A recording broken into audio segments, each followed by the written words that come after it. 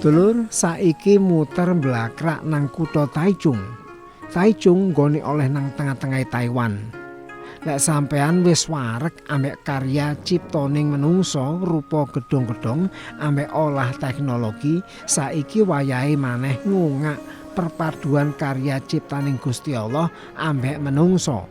Karya cipta iki karan Taman Maple.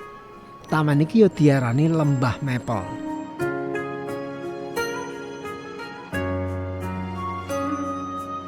Secara alami wisata alam iki ancen ngluwang kaya mangkok. Sakjane keluwangan iki duduk keluwangan alami tapi hasil kedukan proyek tinggalane World Trade Center Taichung. Jerone sampai meh 10 meter, ombone sampai 7 hektaran. Teko kondisi alam sing wis kaya ngono, akhire bekas kedukan iki dimanfaatno dadi taman.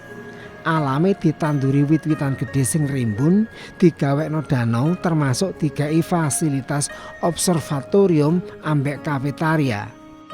Masya kepitung gawean tapi akhire dadi koyok temenan. Warga Teparo ana sing ngarani kawah. Secara resmi Taman Maple iki dibuka tahun 2012. Nek nang kene akeh pol taman-taman kok ngene iki memang sejane masyarakate cek iso menikmati indahnya kota. Lah ngene iki wis biasa ning kene iki. Ning kono ana taman ning kene nek taman. Tujuannya apa? Masyarakat cek happy, cek seneng, makmur dan ngerasa fresh teko pekerjaan-pekerjaan sing berat. Taman Maple kepitung taman gawenan, perpaduan antarane bumi karyane Gusti Allah ambek wujud kreativitasé menungso sing gelem manfaatno alam bekas kedukan proyek WTC Taiwan.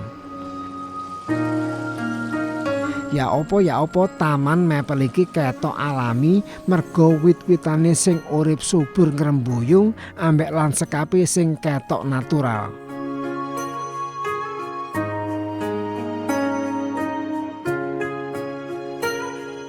Dulur, naturale alam Taiwan iso didelok teko uripe kewan-kewan kupu.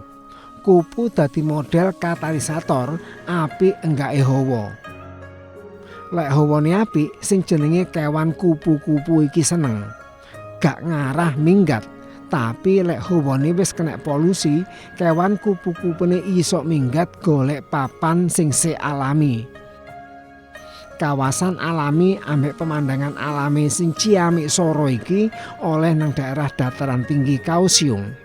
Dukure mulai teko 230 meteran sampai 2700 meteran. Desa Maulin iku arane kawasan dataran dhuwur iki. Alame ngleremno ati, nyegerno mata, akeh gunung-gunung sing pating prenca. No antarane gunung-gunung jeleret kali sing amba. Ana 2 jembatan sing gathukno Desa Maulin ambek Desa Duwona. Rong desa no kawasan pegunungan iki ketok klasik lan unik. Pendeke sakabehe panggonan iso digawe foto-fotoan. Lek arek saiki ngarani instagramable. Jembatan loro sing ana duwe konstruksi sing beda. Siji model paku bumi, sijine model jembatan gantung. Loro-lorone nawakno desain sing pantes digawe foto-fotoan. Apa maneh teko jembatan-jembatan iki nawakno pemandangan alam sing luar biasa apike. Nok Maulin sing jenenge ewonan kupu dadi kaya godhong-godhongan. Iso diarani wit-witan sing kebak ambek kupu-kupu iki kaya wit kupu. Kelire macem-macem, ana sing soklat, ana sing ireng. Tambah mlebu nang jerone alas, tambah akeh kupu-kupu sing pating cementel nang wit-witan. Sing unik teko kupu-kupu iki, lek dicekel terus digletakno nang epek-epek, kupune pura-pura mati, gak obah blas, gak gelem miber. Tapi sakmarine sauntara kupune miber. Yo iki kaendahan alam Maulin. Teko Maulin nyabrang jembatan mlebu nang desa Duona. Desa Duona iki unik, eksotik, termasuk kulinere sing nawakno olahan barbecue.